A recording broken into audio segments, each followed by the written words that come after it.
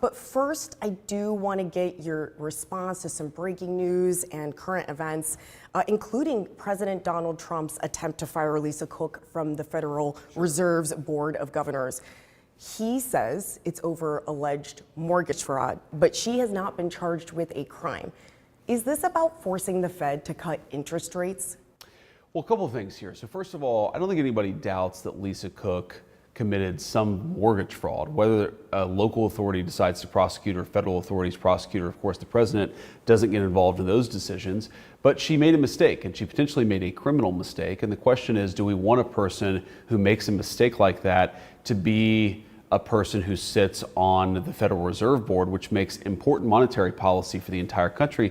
I think that position should be held to the highest possible standard. So whether it's criminal, whether it's intentional or not, we know that this is a person, I think, who doesn't meet the standard that we should expect for the Federal Reserve, which is why the president fired her. And he does have the legal right to fire her. And this goes into a second, I think, a much more fundamental question.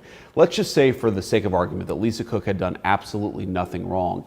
Isn't it a little preposterous to say that the President of the United States, the elected President of the United States, working of course in concert with Congress, doesn't have the ability to make these determinations? What people who are saying the President has no authority here, what they're effectively saying is that 7 economists and lawyers should be able to make an incredibly critical decision for the American people with no democratic input. Like, I thought the people controlled this country, that people made the determinations in this country through their elected representatives, including the President of the United States. I don't think that we allow bureaucrats to sit from on high and make decisions about monetary policy and interest rates without any input from the people that were elected to serve the American people. And I think that's fundamentally what this is about. Who makes the decisions about this country? Is it those the American people elect, or is it unelected bureaucrats? And I feel very strongly that the President of the United States is much better able to make these determinations. And by the way, if the American people disagree with the president, they of course can throw out the president every 4 years and throw in a new president.